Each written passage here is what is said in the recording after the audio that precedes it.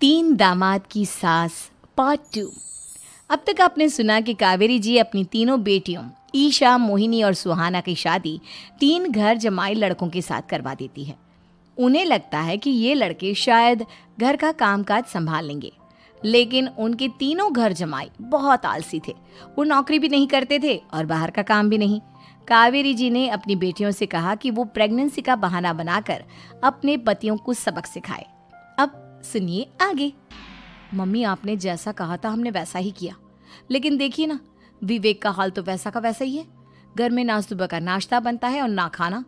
नौकरी पर जाने की बात करूं तो खाने को दौड़ते हैं मुझे। हाँ मम्मी, मैंने भी सुमित को कितनी बार कहा कि अगर नौकरी नहीं करनी तो कोई छोटी सी दुकान ही खोल लो, घर का खर्चा कैसे चलेगा। देखो दोपहर के 12 बजने आए और जनाब अभी तक सो रहे हैं। हाँ मम्मी, ईशा और सुहाना ठीक कहती हैं। अविनाश का भी यही हाल है। जब मैंने अपनी प्रेगनेंसी के बारे में कहा तो मुझसे कहने लगा, अरे दूसरी लड़कियां तो 9-9 महीने तक नौकरी करती है, बस डिलीवरी के टाइम छुट्टी लेती है। मोहिनी, तुम भी नौकरी करो। अब मुझे कहाँ नौकरी मिलेगी। मम्मी बताओ अब मैं क्या करूँ। हे भगवान, क्या सोचकर घर जमाई दामाद लाई थी मैं कि मेरी बेटियां मेरे पास रहेंगी और खुश रहेंगी, लेकिन इन आलसी दामादों ने तो हमारी जिंदगी को भी प्रॉब्लम में डाल दिया है। मैं तो कहती हूँ मम्मी, हम लोग वापस अपनी जॉब पर जाना शुरू कर देते हैं। बता देते हैं इन लोगों को कि हमने प्रेगनेंसी का बहाना किया है। नहीं नहीं बेटा, ऐसी गलती भी मत करना। अगर तुमने ऐसा किया तो इन तीनों की आदत और ख़राब हो जाएगी। अरे आज नहीं तो कल कभी तो तुम प्रेग्नेंट होगी, तब वापस यही प्रॉब्लम आएगी। तब क्या करोगी तुम तीनों। हाँ मम्मी, आपकी बात तो बिल्कुल सही है।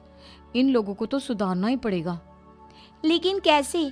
अपने बच्चों के आने की खबर सुनकर भी इन लोगों पर कोई असर नहीं हो रहा। पैसे कमाने के लिए घर से बाहर निकलना ही नहीं चाहते ये तीनों। अब मेरे दिमाग में एक प्लान आया है। तुम तीनों चिंता मत करो, उन तीनों को बुलाओ, फिर मैं बात करती हूँ। थोड़ी देर बाद कावेरी जी अपने तीनों दामादों को सामने बुलाकर अपनी बात कहना शुरू करती हैं। अविनाश, सुमित और विवेक, देखो बेटा, मैं ना तुम तीनों से बड़ा प्यार करती हूँ, इसीलिए तो तुम्हें घर जमाई बना कर रखा है मैंने।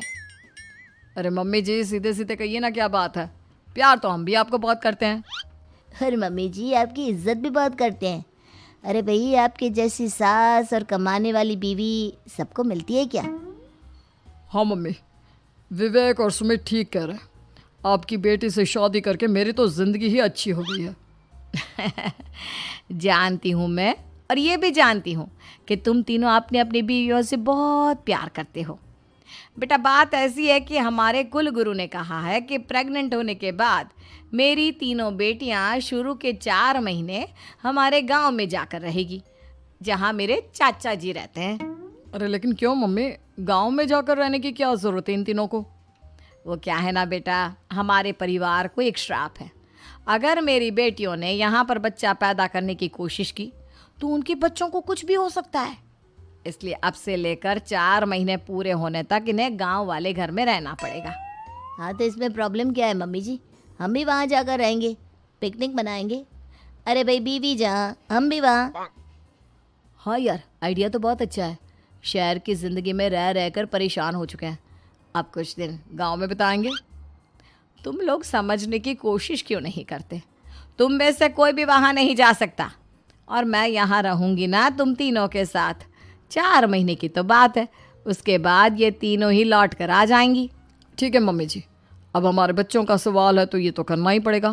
कावेरी अपनी तीनों बेटियों को कुछ दिन के लिए घर से बाहर कहीं दूसरे शहर में रहने के लिए भेज देती है। कुछ दिनों के बाद, अरे मम्मी जी, बहुत दिन से पिज्ज़ा नहीं खाया, मंगवाइए ना। क्या बताऊं बेटा, पहले तो बेटियां खर्चा दे देती थी क्योंकि उनकी नौकरी थी, लेकिन अब तो मेरे पास पैसे ही नहीं बचे। थोड़े बहुत पैसे हैं जो बच्चों की डिलीवरी में काम आएंगे। लेकिन मम्मी जी, आपकी बेटियों को वापस आने में तो अभी बहुत वक्त बाकी है। वही सोच सोच कर परेशान हो रही हूँ। सोच रही हूँ कल से दूध भी बंद करवा देती हूँ। अब दूध वाले को देने के लिए पैसे भी तो नहीं है ना।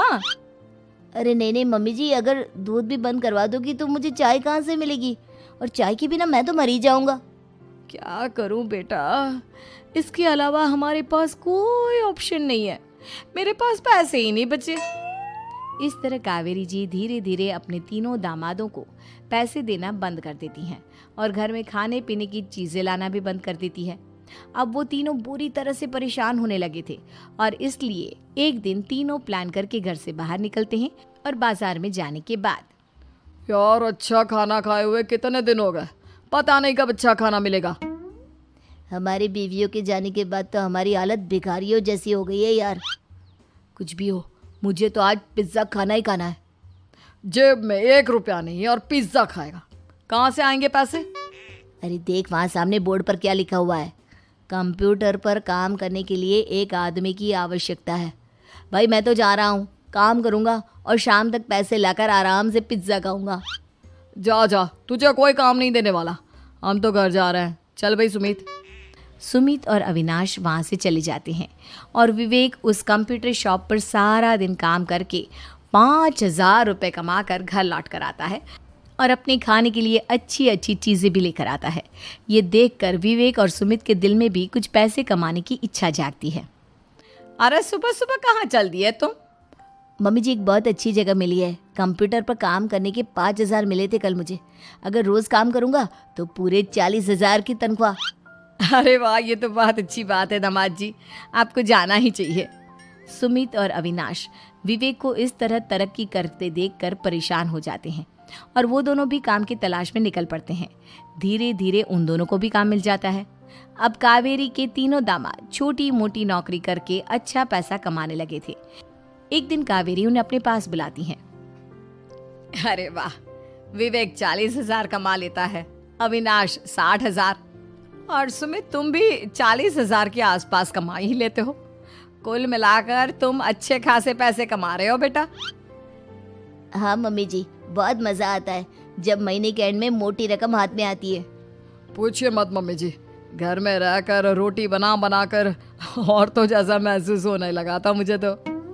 हाँ बेटा, तुम तीनों की बात तो बिल्कुल ठीक है और जानते हो अब तुम तीनों की पत्नियां भी वापस लौट कर आने वाली है। लेकिन मम्मी जी अभी तो उन्हें गए सिर्फ 2 महीने हुए हैं, आपने तो कहा था वो 4 महीने के बाद लौट कर आएंगी। ऐसा कुछ नहीं है बेटा, मैं सिर्फ तुम तीनों को सबक सिखाना चाहती थी कि आदमी घर में बैठकर बीवी की कमाई खाता हुआ अच्छा नहीं लगता। इस दुनिया में हर इंसान को मेहनत करनी चाहिए, काम करना चाहिए, चाहे वो औरत हो या आदमी, ताकि अपने परिवार को संभाल सके। कावेरी की बात सुनकर उन तीनों को अपनी गलती का एहसास होता है और कावेरी उन्हें सच बता देती है कि ईशा, सुहाना और मोहिनी शहर में ही कहीं दूसरी जगह रह रहे थे। शाम के वक्त उन तीनों की पत्नियां लौट कर आ जाती है और कावेरी जी का परिवार एक खुशहाल परिवार की तरह रहने लगता है।